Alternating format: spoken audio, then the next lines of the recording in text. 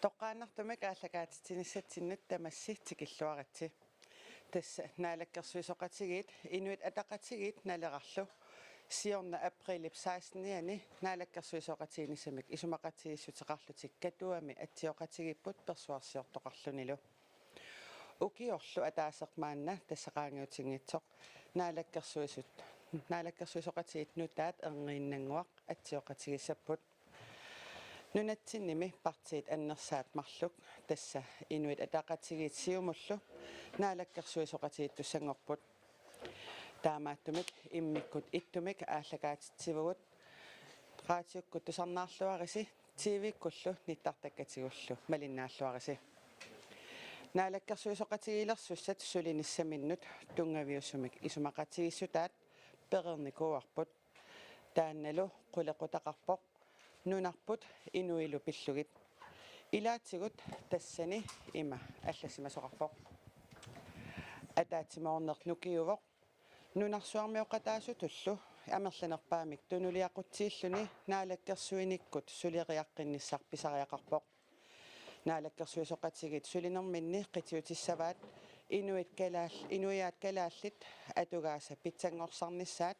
киффаангиссусеқарнеруллу нукиттунерулерсиннссаа нунарпут инуилу пиллугит иссуаанернаавоқ нунатсинни партиит аннерит марлук наалаккерсуисоқатигииллернератигут наалаккерсуисоқатигиит амерланеруссутеқангаатсиарпут наалаккерсуисоқатигиимми инатсисартуни илаасортат инатсраавиусут 22-ник тунулиақутсернеқартуссангормата таамаалиллуни демократит атассут маанналу наалаккерсуисоқатигиннут пеқатааюннаартут налеқақ иллуатунгилиут туссангорпут тааккуа катсиллуит қулингилуаник илаасортаатитақарпут эрниннангуақ тасса тусаасуортуну катерсортитсинеқ маани наалаккерсуисуссуилиттаасуат мутсипооруп таавалуссиумусуилиттаасуа Эрик Jensen наалаккерсуис тусаасуортуну катерсортитсинерму саққуммииссаллутик ааллартиссаппут наалаккерсуисоқатигилерсуссат атсиоқатигиттуссангорпасилерматалу тасса ааллакаатитсинерпут нерривиммут атсиоқатигинниссамут нуиннариартигу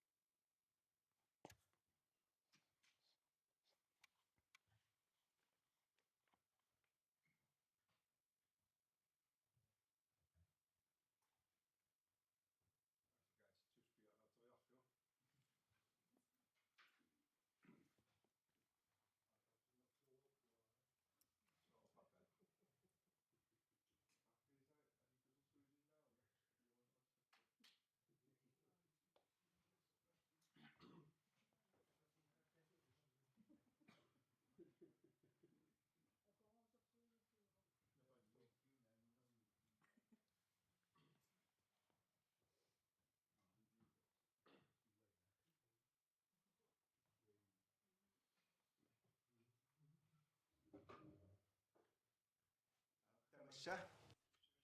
Ja, velkommen. Og velkommen til dette pressemøde.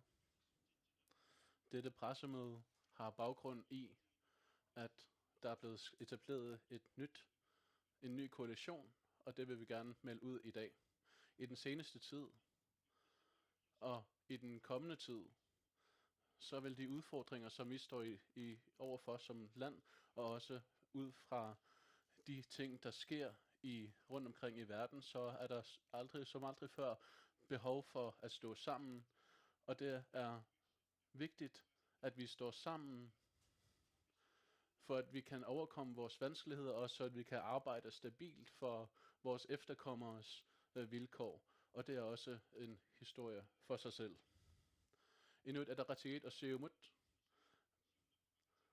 har aftalt om, at de vil indgå i en koalition, fordi de stridigheder, der har sket i de mange år og i den seneste tid, det vil vi gå bort fra, og vi vil arbejde sammen,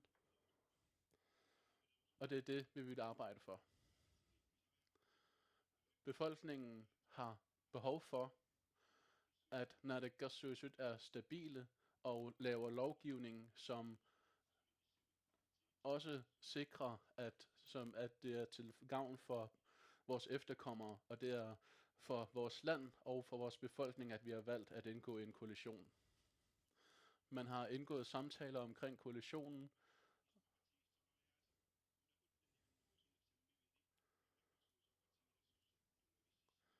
og koalitionen har også baggrund i en ny måde at indgå aftaler på, hvor man arbejder for, at der skal være en bred samarbejde og fælles ånd, og det er den ånd, vi kommer til at arbejde efter ude på departementerne og som naalakkersuisut her i de kommende år.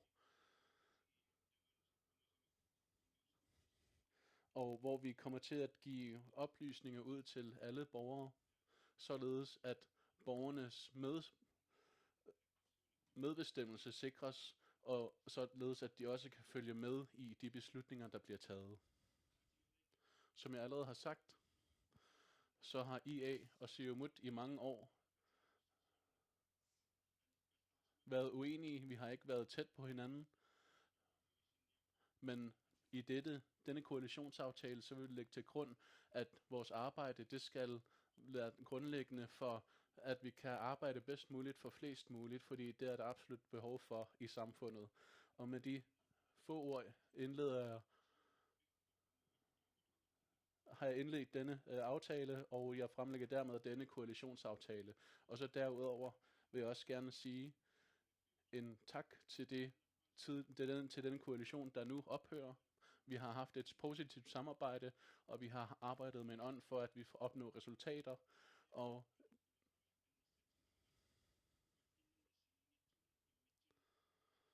derfor har vi i vores forskellige samarbejder begyndt at glide væk fra hinanden og blive mere og mere uenige. Det kan man ikke komme udenom. Så vi siger tak for, at vi indtil nu har haft et stabilt samarbejde, og at vi nu er blevet enige om, at vi skal gå videre til en koalition mellem IA og Siumut. Der er store reformarbejder på vej i den kommende tid, og også når man tænker på verdenssituationen og alles ret til medbestemmelse, og at der skal være plads til alle mennesker, og at deres identitet skal beskyttes. Og for at opnå det, så er det fællesskab og samarbejde, vi skal arbejde efter. Og det med de ord vil jeg gerne give ordet videre til koalitionspartners formand. Tak til naalakkersuisut-formanden. Jeg vil også gerne starte med at sige tak til formanden for naalakkersuisut for den her håndsrækning. Og den her håndsrækning, det er på baggrund af den håndsrækning, at vi har kunnet tage den her dialog. Fællesskab er styrke, og vi finder det vigtigt, at borgerne skal stå sammen, og under flere overskrifter, så har vi tidligere haft vores uoverensstemmelser, men vores uoverensstemmelser, det er også noget, som vi bliver stærkere af. Så når med ikke mindre, nu er det, at ikke mindre end 66% af befolkningens vælgerne, at vi kommer til at indgå i et koalitionsaftale. Det skal så ikke betyde, at dem, der ikke har stemt på os, at vi ikke arbejder for dem. Tværtimod. Vi skal have så bred en tilslutning for at arbejde hen imod de her store kommende reformer. Og det er på udenrigsområdet, på arbejdsmarkedsområdet, hvad enten det er fiskeri eller andre områder, så skal vi alle sammen arbejde sammen omkring det her, og vi skal have baggrund med flest mulige. Det grønlandske samfund, vores sprog, det skal styrkes, vores identitet skal styrkes. Vi skal tro på hinanden, og vi skal stole på hinanden, og vi skal gå videre, vi skal holde op med magtkampe, men stå sammen som et grønlandsk folk, og vi er et stærkt grønlandsk folk, og arbejde hen imod, at vi opnår det mål. Det er den retning, vi går nu. Så under vores koalitionsaftale, stor tak til Siumut og IA for den her koalitionsaftale. Der skal ikke være nogen tvivl om, at det også har udgangspunkt i borgernes ønske om større fællesskab og enighed. Så jeg er ikke i tvivl om, at det skal komme til at arbejde godt sammen. Så tusind tak for den her mulighed. Til slut vil jeg også gerne sige, i forhold til den her koalitionsaftale, så kan man selvfølgelig stille sig nogle spørgsmål, men vi har en hel masse opgaver, og der er også flere overskrifter, som er med i den her koalitionsaftale, og det, hvis det handler om sundhed, eller fiskeri, eller erhverv og arbejdsmarked, osv., det kommer måske ikke til at stå direkte i koalitionsaftalen, men det er absolut vigtige opgaver, som vi kommer til at holde fast i, og ikke mindst på ældre- og ungeområdet, kommer vi også til at gøre en indsats. Det opdelte og splittede samfund, det vil vi gøre op med. Galskab og vrede, det vil vi gøre op med. Vi skal arbejde sammen, det er det, der skaber styrke, og vi vil tage et medansvar. Tak.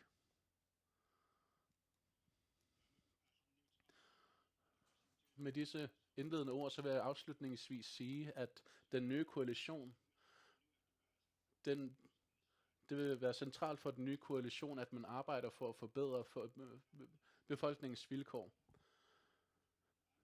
Det er med det udgangspunkt, at vi kommer til at arbejde, og alle de mange år, hvor der har været stridigheder, som Erik også siger, det skaber splittelse i samfundet, og det vil vi prøve at rette op på. Og med den ånd vil vi som nylig koalition arbejde ud fra, fordi befolkningen har behov for, at de har et sikkert fundament. Og det er, hvis vi skal oprette et stærkt og grønlandsk samfund, så skal vi gå ud fra de ting, som vi kan arbejde sammen om, og det er absolut vigtigt. Så med de indledende bemærkninger underskriver vi nu denne koalitionsaftale, og når vi har underskrevet koalitionsaftalen, så vil vi give journalisterne mulighed for at stille spørgsmål.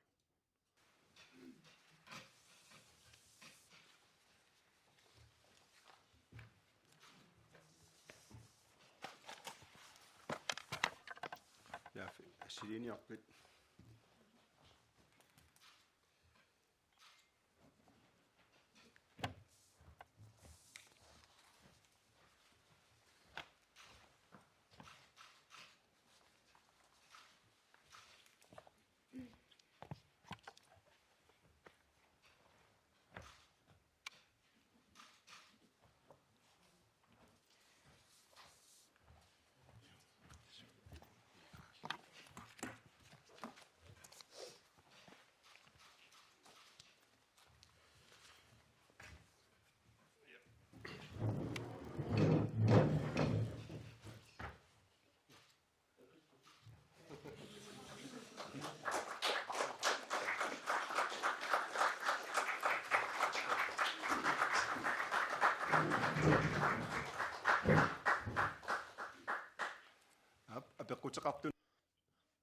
Ja, nu er der så mulighed for at stille spørgsmål.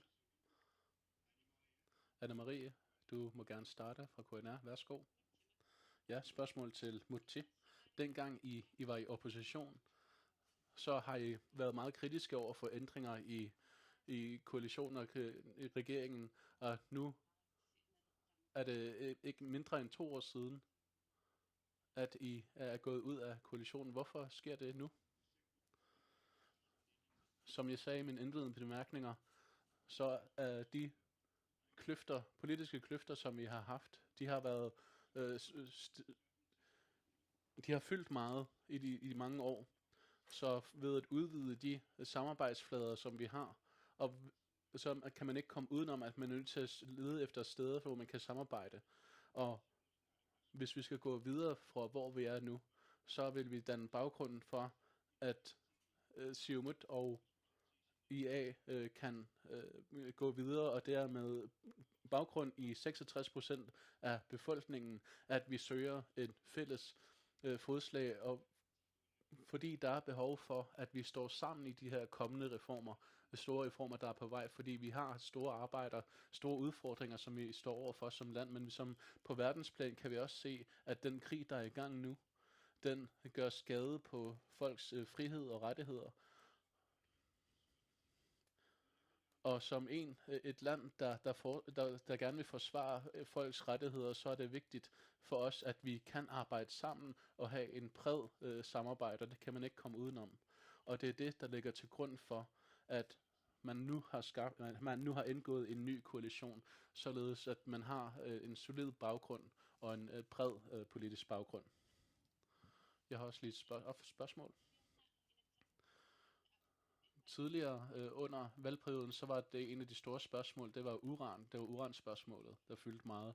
Og IA og Siumut, I står meget langt fra hinanden omkring uranspørgsmålet. Skal vi så forstå det sådan, at I fra Siumuts side nu går ind for, at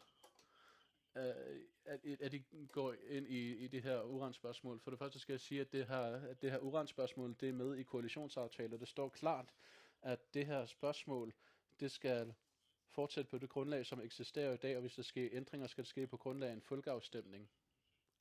Og det er befolkningen, der bestemmer, hvem der skal stå for regeringen, og det respekterer vi fra Siumuts side. Og det er flertallet, der har lavet den her beslutning. Så vores udgangspunkt som Siumut i forhold til den her koalitionsaftale, det er, at hvis der skal ske ændringer omkring uranspørgsmålet, så skal det foregå via en folkeafstemning, og så skal vi rette os efter flertallets ønsker. Så det spørgsmål er ikke et partispørgsmål, men et spørgsmål, der angår for befolkningen. Merete? Ja, Merete Lindstrøm, Samitiak AG. Et opfølgende på det, Erik, vil Siumut gå efter at få gennemført en folkeafstemning omkring uranspørgsmålet, eller lade I den ligge nu?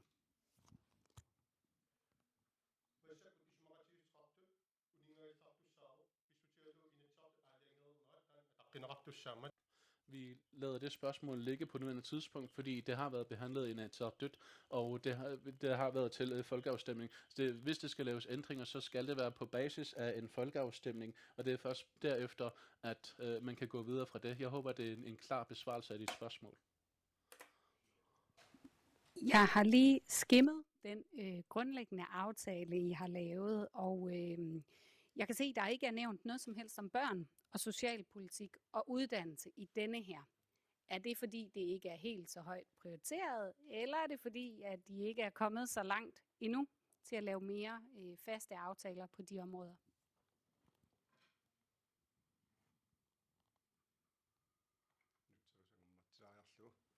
Vi skal lige vente på tolkene. Helt grundlæggende, så er det sådan, at den politik, der bliver ført, det kommer til at være grundlæggende for den måde, der bliver arbejdet på. Men koalitionsaftalen, der sagde, at man ændrer på den måde, man arbejder på, og at man vil arbejde ud fra en bred sammenslutning og bred enighed. Så enkelte spørgsmål, det vil blive, som allerede skal behandles i departementerne, de bliver behandlet på nuværende tidspunkt. Og så det er ikke sådan, at der ikke har været foretaget en prioritering Men der er visse spørgsmål, som allerede er under behandling i forskellige departementer, og da der kan komme ændringer i den måde, man arbejder på i departementerne, så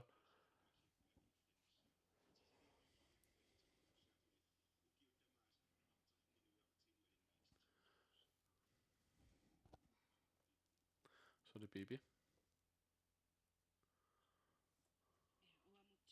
Jeg har et spørgsmål til Mutti. Hvorfor ophæver I samarbejdet med Nalerak? Kan du give mig et eksempel på, hvad præcis det er, I har været uenige om? I den seneste tid,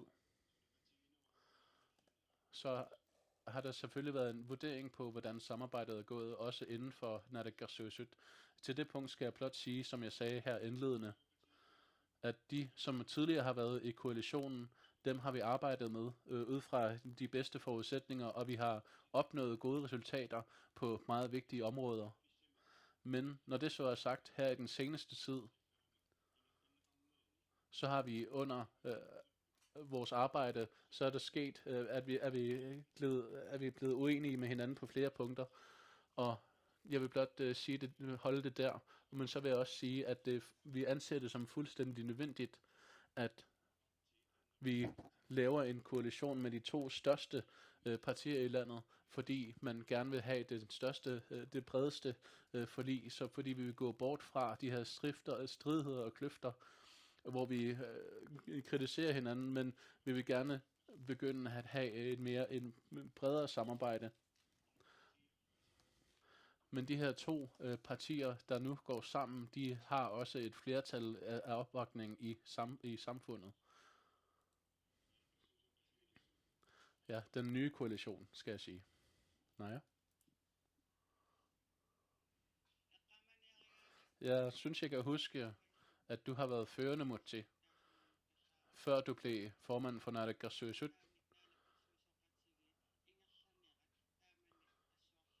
At du har været meget kritisk over for Siumuts udskiftninger i Naalakkersuisut, hvor der har været 3-4 udskiftninger i Naalakkersuisut, men nu er det jo egentlig noget lignende, der sker, mens du er formand.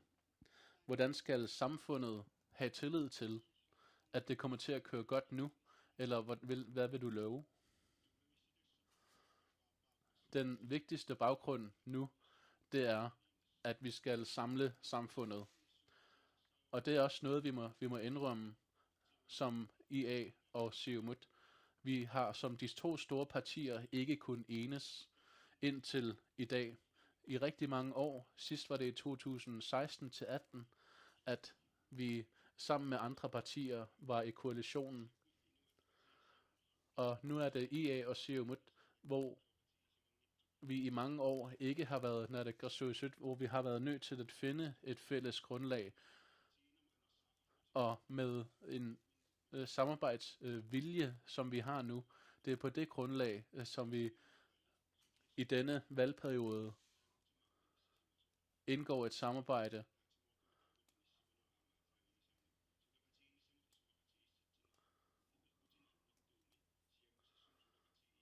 hvor vi har fokus på, at vi gerne vil have en bred samling, hvor de her to store partier ved at gå sammen, ville kunne skabe det bedste grundlag for enighed i, og det er derfor, man har etableret den her nye koalition. Dertil vil jeg også gerne lige tilføje, at når Naalakkersuisut har en god grund, så kan det godt ske, at der sker ændringer. Og hvis man kigger tilbage på historien, så er det også tilfældet. Selvfølgelig kan der være steder, hvor man leder efter kritik, men det vigtigste, det er at realisere de her punkter, som vi er blevet enige om, således at man arbejder hen imod at blive færdige med det, som vi er blevet enige om. Så dermed, selvfølgelig kan man forholde sig til det spørgsmål, men de hensigter, vi har, det mål, som vi gerne vil opnå, vi vil gerne arbejde hen imod på længere sigt at opnå de her mål. Og så man skal også bemærke, at Siumut har fået en ny formand, så efter generalforsamlingen, og så er den måde, man arbejder på, og den måde, man kommunikerer med hinanden på, den er blevet anderledes. Og det er også det, der har været grundlæggende for vores samtaler i den her koalition på nuværende tidspunkt. Så er det Anne-Marie. Ja, så er der et spændende spørgsmål, som måske ligger på vores allesammens læber. De Naalakkersuisut, som er medlemmer fra Partiet Naleraq, de træder tilbage. Hvem bliver så nye Naalakkersuisut? Med hensyn til udpegningen af Naalakkersuisut og ansvarsfordelingerne, de er allerede på plads. Og nu har man ansøgt til Inatsisartuts formandskab, og med hensyn til mødet i morgen, hvor Naalakkersuisut har ansøgt om godkendelse til, at det nye Naalakkersuisut indtræder. Så jeg vil ikke nævne navnene og ansvarsfordelingerne på nuværende tidspunkt. Men jeg kan sige, at I kan glæde jer til dem. Man kan sige, at IA har 6 poster. Siumut kommer til at have 4 Naalakkersuisut-poster, og de kommer også til at have formandskabet i Inatsisartut. Det er den måde, vi har inddelt det på. I forhold til, hvem der kommer på præcis hvilke poster og hvilke ansvarsområder det kommer til at have, det er noget, der fremkommer i morgen. Anne-Marie?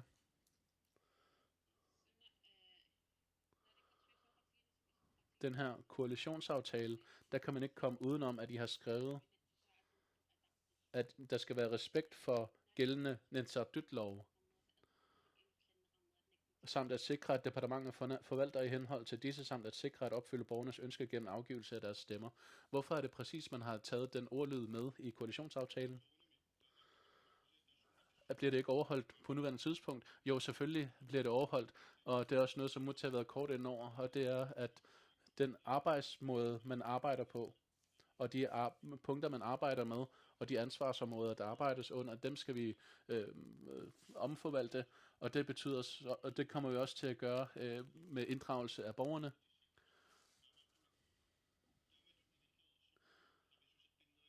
Så det kører allerede på den måde, men det er blot det, vi vil understrege.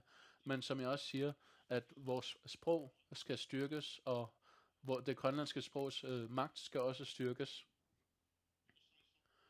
Og det er de ting, som vi gerne vil understrege.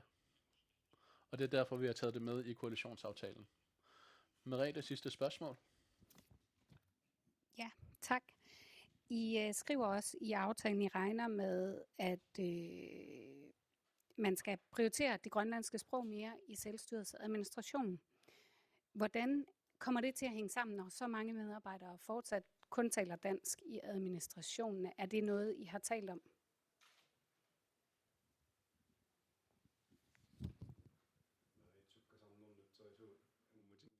Merete snakker så hurtigt, tolken kan ikke følge med.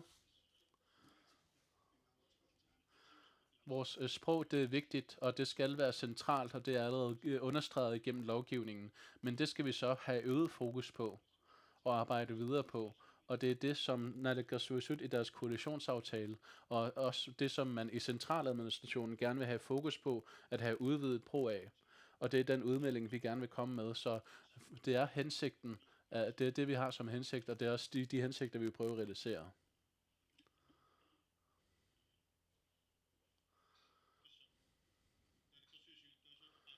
Ja, formanden for Naalakkersuisut har allerede sagt det, og jeg har også selv understreget det, at i vores koalitionsaftale så understreger, hvorfor det er, vi arbejder her. Og det er, vi arbejder for det grønlandske samfund, og derigennem vil vi også styrke det grønlandske sprog. Det synes vi er absolut vigtigt.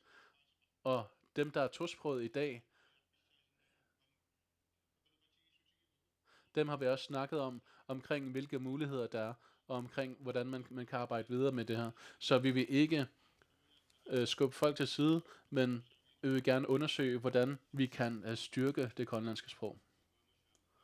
Og det er også derfor, at det fremgår af koalitionsaftalen, at hvor man kommer fra, om man er mand eller kvinde, eller hvilken baggrund man har, det er ikke det kommer an på, når man skal bo her i landet. Det var det, vi havde at sige til dette pressemøde. omkring denne koalitionsaftale. At have en bred politisk opbakning, det er også det, der kommer til at sikre, at vi står stærkt som samfund, og det kommer til at være afgørende i forbindelse med vores samarbejde med andre lande. Og for os, der nu indgår i koalitionen, det at vi har en bred opbakning, det giver os ansvar for, at vi kan gå ud fra borgernes ret til medbestemmelse. Og det er også derfor, vi arbejder på at have et positivt samarbejde med de andre partier, og opnå brede politiske aftaler. Og det er det, der er grundlæggende for denne koalitionsaftale. Og via den politiske ledelse, så kan befolkningen nu se, at man arbejder hen imod at arbejde fælles, og at vi går bort fra de her stridigheder. Tak for i dag, og I må have en god dag.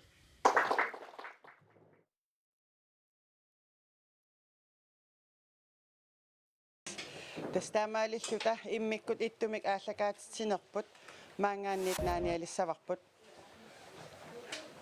nunarput ulluminutaanik naalakkersuisoqatigil qalerpoq tassa inuit ataqatiitsiumullu isumaqatiissutiminik atsioramik tusaassiortunil katersortitsinermi saqqummiunneqangilarkikkut naalakkersuisutut inissisanersut kisianni oqaatiineqarpoq arfinillit inuit ataqatiinningaannit naalakkersuisuusapput sisamatsiumut sinnerlugu naalakkersuisutut issiassapput naalak inatsisartuni lussiulittaasoqarfik aamassiumumiitsigummинеqassasoq saqqummiuneqarluni taakkulu aqawa inatsartu ataatimiinneranni akuersissutiineqariarpata saqqummiunneqarumaartut oqaatiineqarpoq naalakkersuisoqatiilersu pilluit annertunerussumik ullup ingerlanerani sammi saqaqattaassaagut tassanittartagarput KNRGL aamma raatioaviisit unnumulluqanorooq malinnaaffiiniarisigit ullorlu atorluarisiuk